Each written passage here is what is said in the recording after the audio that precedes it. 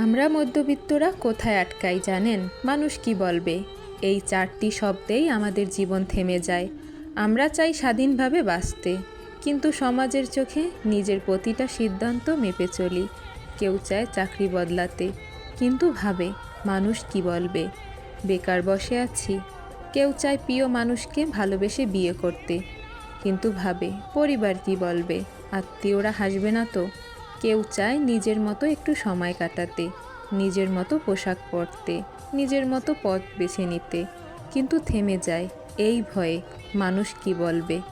এই ভয়টাই আমাদের স্বাধীনতাকে গিলে ফেলে।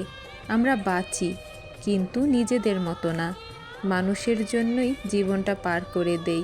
সমাজের এই অব্যক্ত বিচারের ভয়ে আমাদের এমন এক কারাগারে বন্দি করে রাখে, যার দেওয়াল দেখা যায় না, কিন্তু অনুভব করা যায় প্রতিটি শ্বাসে।